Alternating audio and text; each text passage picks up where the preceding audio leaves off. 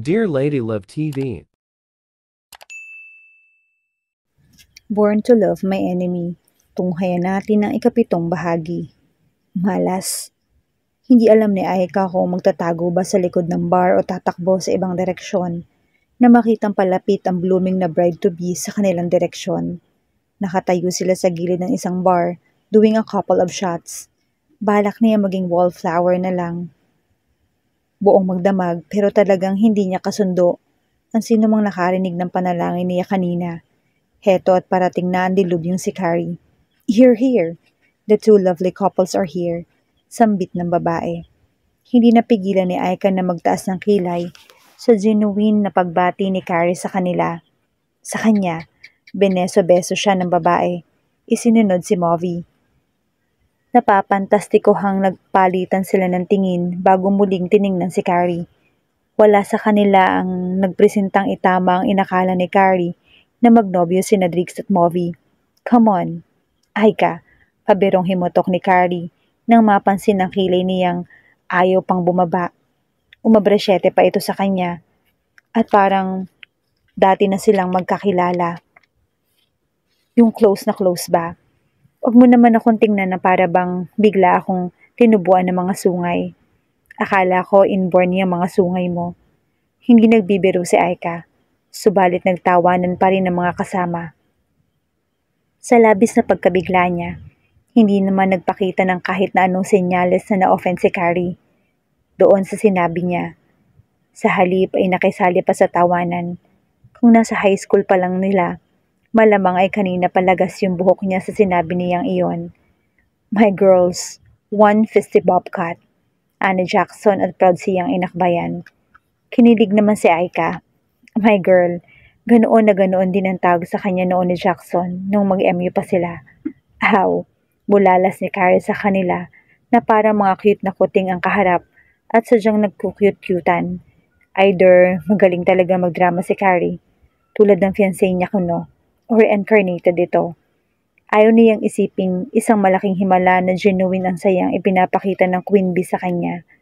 Siya na itinuturing nitong mortal na karibal sa lahat ng taong iginugol niya sa high school.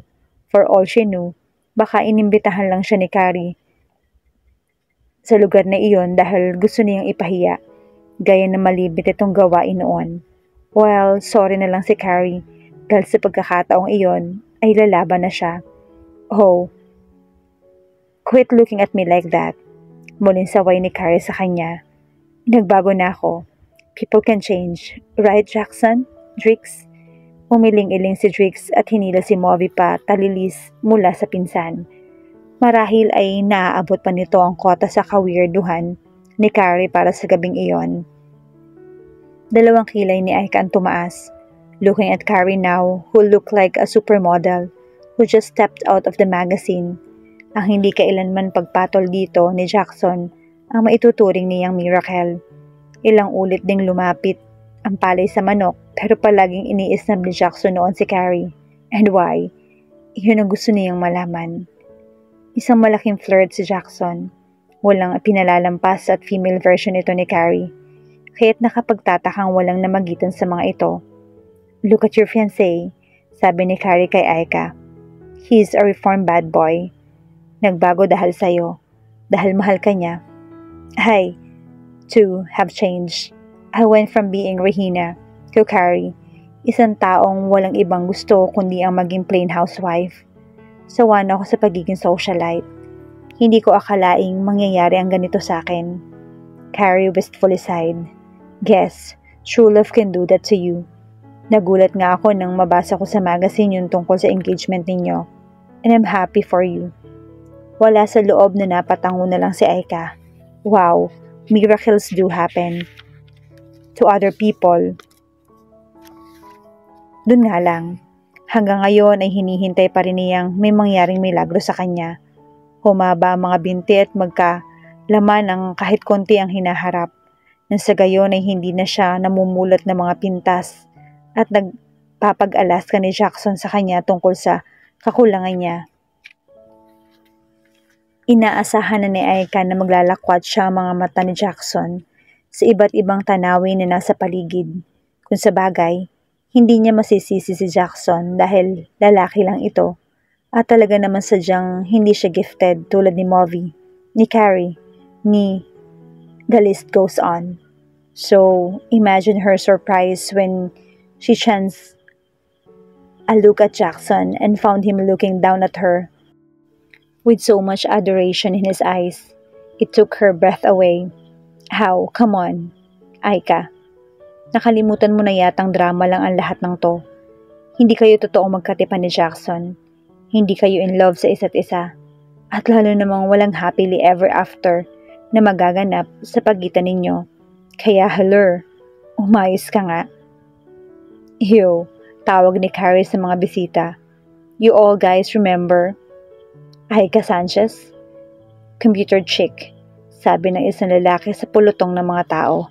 Ugly duckling who turned into a swan. Tumaas ang isang sulok ng mga labi ni Aika. Of course, people remembered her as a nerd. The girl who was once their basketball team's spitball mascot. Not as the billionaire's daughter. Not as their valedictorian. Ang mga ibang tao talaga, minsan ay sobrang superficial. I'm sure kilala niyo na ang lalaking katabi niya. Patuloy ni Carrie. The guys nodded while the girl sighed mournfully. Jackson, Aika's fiancé. I'm willing to bet na bago matatapos ang taong to ay dadalo tayo sa kasal ng dalawang to. Tumabingi ang ngiti ni Aika sa sinabing iyon ni Carrie. The crowd cheered, congratulating them. Lalo naging zigzag ang ngiti niya. Hindi ganito ang eksenang binuo niya sa isip nang humingi siya ng pabor kay Jackson para magpanggap na fiancé niya. She had honestly pictured herself gloating in front of the class. Hindi niya akalaing lalo siyang madiriin sa kasinungalingang binuo. Shit, kung alam ko lang na magiging ganito yung kapalaran ko ngayon, hindi na sana ako gumawa ng epic na katangahan. Now it's too late. I have dug a deep for my own grave at mukhang kakailangan ko talagang pakasalan si Jackson to save face. Buwisit talaga. Buwisit. Marahang pinisil ni Jackson ang balikat ni Aika. Relax. Hindi kita tatakbuhan. Bulong nito na tila nabasang nasa isip niya. Isn't this fun? Baling uli ni Carrie kay Aika. Yeah. Akala ko nga ay simpleng party lang to. High school sucks. Cheers to that. Oh, surprise ito sa akin ang soon-to-be hubby ko. He wanted me to have the night of my life. Para sa ating lahat ng gabing to. Anyway, have fun you guys. The night is young and so you are. Beneso-beso uli siya ni Carrie bago umalis para makihalubilo sa iba pang bisita. That was painful. Anas ni Aika nang makalayo na si Carrie. Bumalik sila sa bar at naupo. Jackson chuckled. Sa tingin mo, ilan ang naging wedding guest natin kapag inimbitahan natin lahat ng mga nandito, angkan mo at angkan ko? Don't even joke about that. Oh, baby cakes. Huwag mo sabihin ngayon pa tayo maghihiwalay. No, but I'm going to kill you after this insanity is over. Kapag wala ka, walang problema. Walang kasalanan at walang kasal na magaganap. Which means happily ever after for me. Umorder siya ng shots sa bartender. Oh, so ayaw mong pakasal sa akin? Pagkatapos mo akong gamitin? Baka gusto ng shotgun wedding. Hindi alam ni Aika kung seryoso ang binata o nang aasar na naman, kaya pinili na lamang niyang huwag magkomento. Of course, gusto niyang makasal. O sige, aamin na ako. Obvious naman eh. Of course, gusto niyang maging hubby si Jackson, pero hindi bilang sagot sa isang pabor, hindi bilang isang pagpapanggap, hindi bilang isang laro. Kung magpapakasal na rin lang sila, gusto niya ay totohanan. Kung magpapakasal sila ni Jackson, gusto niya dahil nagmamahalan sila. Pero tulad ng nakaraan nila ng binata, alam niyang mas malabo pa sa tubig sa Pasig River ang syansang mangyari ang gusto niya. Lalong nakaramdam ng inis at frustration si Aika sa kanyang sitwasyon.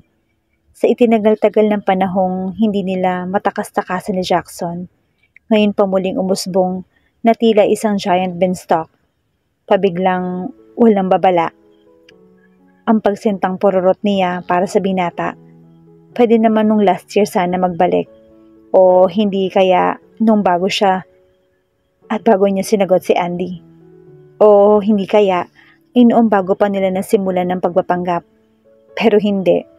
Kahit kailan talaga, wrong timing kung magparamdam ang puso ni Aika. At pansin din niyang sa ibang level na ang tindi ng atraksyong nararamdaman niya ngayon. Pucha naman. I must be God's practical joke. As much as she tried to push her feelings for him away, they continued to come right back and hit her square in the face 100 times harder. Damn, Jackson, for being such a flirty, irresistible bastard. Natahimik ka, puna ni Jackson. Shh, saway ni Aika. I'm mentally writing the eulogy I'm going to read at your funeral. Ngumiti lang ang binata.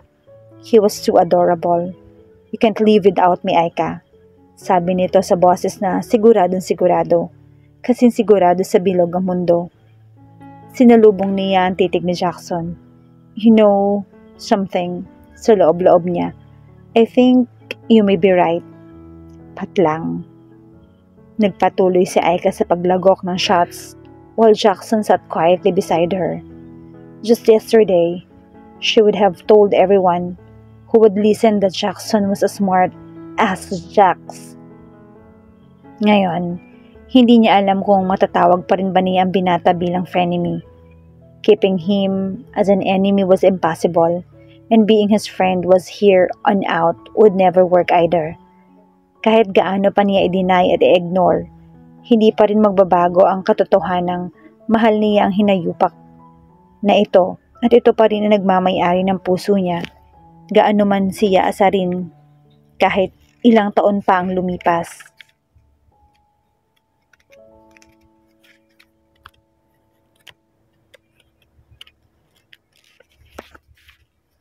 Kasalanan itong lahat ng bakulaw na kasama ko. Ang landi-landi kasi at eto na naman, bumigay uli. Hindi na ako natuto. Takot siyang aminin but she knew it perfectly well. Jackson was it for her. Aika, bakit ka pa umuulan ng kamalasan sunod-sunod? At bakit sa dinami-rami ng tao rito ngayon, ay ako pa yung sinuwerteng napiling maging malas ngayon? Piping humutok ni Aika. Inihanda na niya ang isang maluwag na peking ngiti sa mga labi bago humarap sa pinanggalingan ng boses. Oh, speaking of superficial, it's the Blair Waldorf wannabes. Hello, Carrie. Bati ni Aika sa dalawang impaktang alagad ni Carrie noon sa high school, sina Lau at Amanda. Here, I thought nakalimutan niyo na ako at talagang lumapit pa kayo sa akin para kumustahin ako. I'm so flattered with you guys. Takot siyang kumurap-kurap sa dalawa para mabwisit pa ang mga ito at nang laybayan na siya. I see you're still, you, tila nandidiri na pinasadahan siya ng tingin ni Lau. By that, I mean ugly. Nanatiling matamis ang peking ngiti ni Aika na sumagot. And I see you two are still throwing up. Puna niya sa malakandis swain pole na katawan ng dalawa na alam niyang resulta ng pagiging bulimic ng mga ito. I see that eating disorder is perfectly working out for you. Kung tutuusin, wala naman talagang atraso si Aika sa dalawa. Pero dahil siya ang unang nakatuklas ng ginagawa ng mga to sa bathroom sa girls' locker room noon para maiwasang tumaba, kasama ang dalawa sa cheerleading squad. Nagalit ang mga ito sa kanya. Then the whole Carrie fiasco happened. At mula noon ay palagi nang binubuli si Aika ng mga ito. Sinabi na lamang ni Drix sa kanya noon na inggit lang ang mga hitad sa kanya dahil biniyayaan siya ng katawan na ayaw kapitan ng taba, kaya ganoon na lamang siya tratuhin. Well, that was then. Now, she was a grown woman, figuratively. Hindi na siya papaapi. Plus lamang siya sa mga ito dahil meron siyang Jackson. Isang advantage na wala sa mga ito. Hindi ko alam na nakakadalo ka na rin pala sa ganitong salo-salo, Aika. Sabad ni Amanda. Hindi ba't inilalabas nila ang mga trash, hindi pinapasok? So how come nakapasok kayo? Ganti ni Aika. Aba, marami na siya natututunan mula kay Jackson, the king of a cerviquit, kung sarcasm ang pag-uusapan. I suggest huwag kayong magpapakita sa mga waiters at baka itapon kayo. I don't think nire-recycle pa yung mga kagaya niyong plastic. Old friends? Sabat ni Jackson sa kamustahan. Sa kanya humarap ang binata. Bahagya lang sinulyapan sina Lau at Amanda. Hinuli nito ang isa niyang kamay. Nilalularo ang props nilang engagement ring. And the flirting began. Aika silently laughed in glee. Nagpauti lips ang dalawa at mabilis na ikinurap-kurap ang mga matang dinikitan ng mahahabang plastik na pilik mata. Wala bang natitirang babae sa mundo na makakayang hindi magpapansin kay Jackson kapag kaharap na ang binata? Yap, gustong mapapalakpak ni Aika. Talentado ang ugok. Natural at hindi makikitaan ng kahit anumang bahid ng pagpapanggap ang mga kilos ni Jackson habang nakatutok sa kanya ang buong atensyon. Kung hindi lang niya alam ang totoo, malamang maging siya ay mapaniwala na rin ang kolokoy. Hindi na umimik si Jackson. Hindi na rin nilingon ng dalawa. Bagkos ay inilapit ng binata sa kanyang upuan at isinubsob ang mukha at buhok niya, gaya ng ginagawa nito kapag tulog. Nang hina ang mga tuhod ni Aika, mabuti na lamang at nakaupo siya.